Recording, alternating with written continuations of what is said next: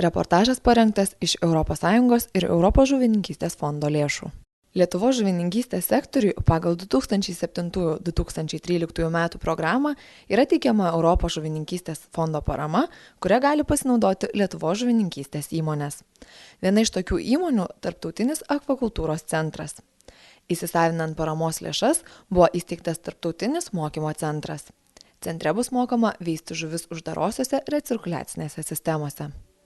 Čia mokymo centras, čia išmokysim žmonės, kaip įsirengti ūkininkus, kaip įsirengti paprastai, nesudėtingom sąlygom, neimant didelių nereikalauja, tai didelių apyvartinių lėšų ir labai paprastai ir nesunkiai galima tą žuvį pasiauginti.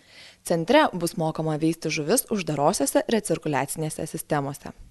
Uždaros recirkuliacinės sistemos jau labai senai Europoje naudojamas, tai efektyvus būdas ir mes norime tai, kad savo praktikoje galėtų pritaikyti ūkininkai ir žmonės, nebūtinai žmonės, kurie nori kažką tai daryti, bet jiem trūksta kaip ir praktinių tokių žinių, o jie čia viską pamatys realiai. Projekto įgyvendinimo laikotarpiu bus organizuojami 7 nemokami seminarai, kurių metu ūkininkai bus mokomi, kaip įsirengti sistemą, kokias žuvis veisti ir kur realizuoti produkciją.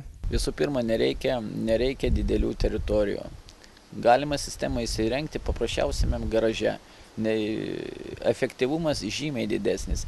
Ežeruose ar tvenkiniuose žuvis maitinasi pagrinde šiltuoju metų laikotarpiu. Čia, palaikydami temperatūrą, vienodam lygiai šiltą vandenį, šiuo atveju 24-25 laipsniai, mes sėkmingai sutrumpinam augimo ciklą.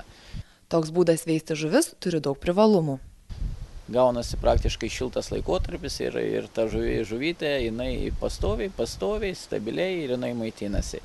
Nėra jokių pertraukų. Užauga jinai, jeigu tas šamas iki kilogramo ar 2 kilogramų, paimkim pavyzdį, jisai natūraliom sąlygom užaugtų per metus, 1,5–2 metus. Tai čia galima užauginti 3–4 mėnesiukai ir tą svorį jisai pasiekia. Tai efektyvumas neabejotinai yra geresnis. Kad žvejai stengtųsi padaryti taip, kad pas mus parduotuvių lentynose būtų daug įvairios ir šviežios žuvies.